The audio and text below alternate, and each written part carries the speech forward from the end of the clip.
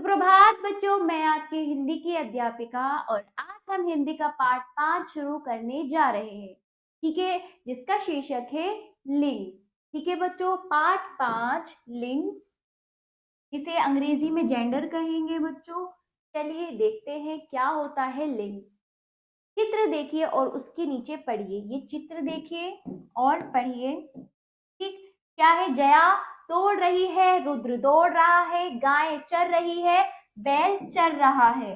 तो आपने देखा आगे, मुर्गी दाना चुग रही है, मुर्गा दाना चुग रहा है। तो ऐसे शब्द या शब्दों का समूह जिससे उसके लिंग का पता चलता है कि वे स्त्री है या पुरुष, वे हमारे क्या कहलाते हैं? लिंग। जैसे रही है, रहा है, रही है, रहा है, इस प्रकार का हो रहा है ना। चलिए देखो बच्चों, कॉलम आ में जया, गाय और मुर्गी शब्द स्त्री जाति होने का बोध करा रहे हैं।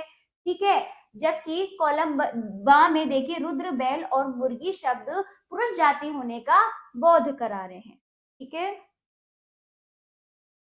तो कैसे पता चल रहा है?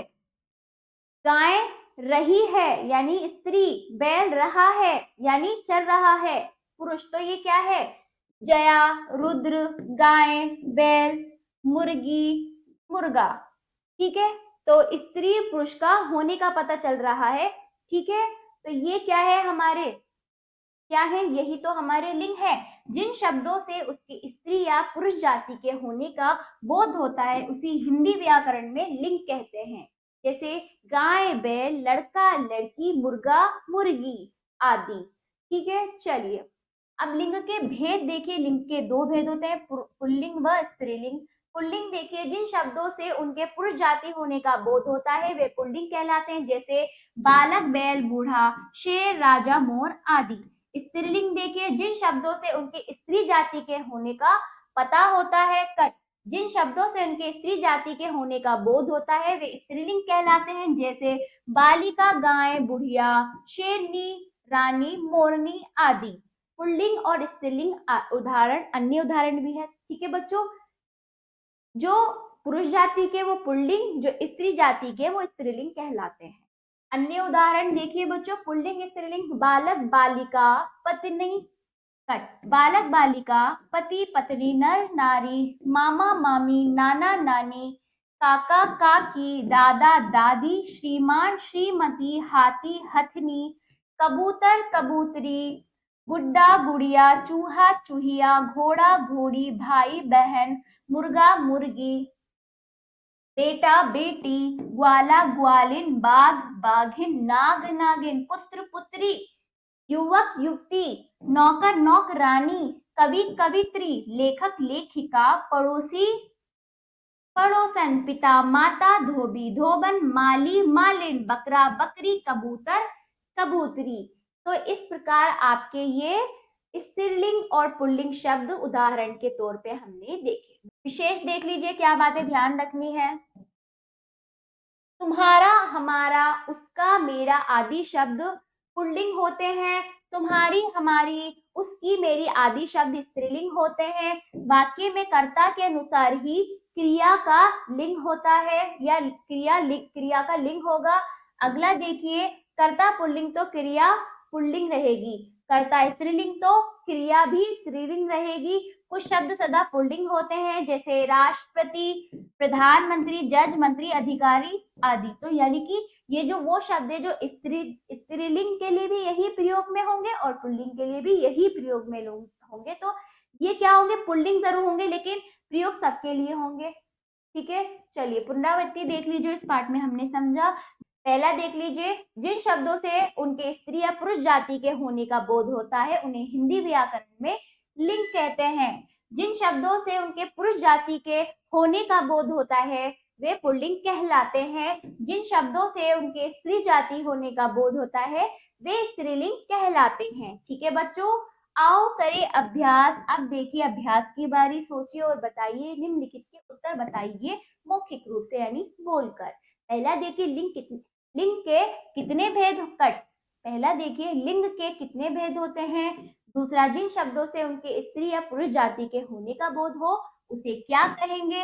तीसरा, जिन शब्दों से उनकी स्त्री जाति का, ठीक है, जिन शब्दों से उनके स्त्री जाति के होने का बोध होता है उसे क्या कहते हैं। चौथा, जिन शब्दों से उनके पुरुष जाति होने का बोध होता है उसे क्या कहते हैं। तो आप इन प्रश्नों का उत्तर स्वयं देंगे, ठीक है बच्चों, बोलकर सोचिए और लिखिए। अब लिखित अभ्यास देखिए, स्त्रीलिंग शब्द पहचान कर उसके सामने चिन्ह बनाइए।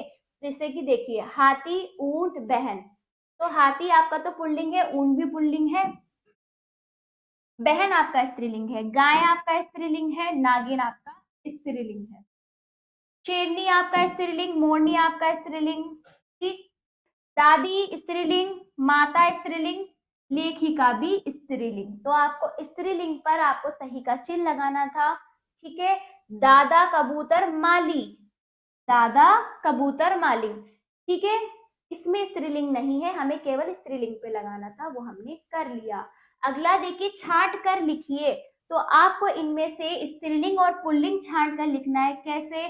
जैसे देखिए, घोड़ी स्त्रीलिंग है, ठीक, कबूतरी स्त्रीलिंग है, गाय भी है, रानी, बेटी। तो आप इस तरह से यहाँ पर लिखेंगे, जैसे घोड़ी, अगला गाय, फिर रानी, फिर और क्या है, बेटी, और ठीक इस प्रकार कबूतरी भी है।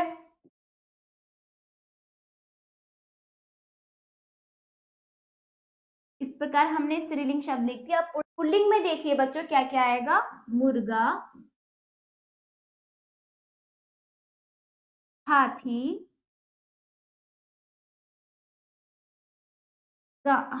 हाथी हुआ बालक, फिर है आपका मोर, गुड्डा। तो इस प्रकार आप इनमें से स्त्रीलिंग व पुल्लिंग छांट कर लिखेंगे। अगला देखिए, नीचे दिए गए शब्दों के लिंग बदलकर लिखिए। जैसे तो चूहा का चूहिया आएगा बच्चों, चूहा का चूहिया,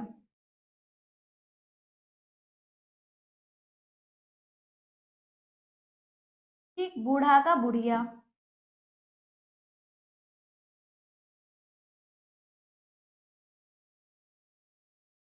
ठीक है, शेर का शेरनी,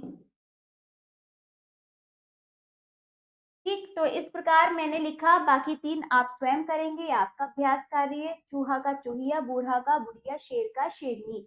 तो इस प्रकार इसका अभ्यास करेंगे। तो ये पाठ समाप्त होता है। आशा करती हूँ बच्चों आपको ये पाठ समझ आएगा। इसका अभ्यास आप जरूर कीजिएगा और अब हम मिलते हैं अगले पाठ पर। धन्यवाद।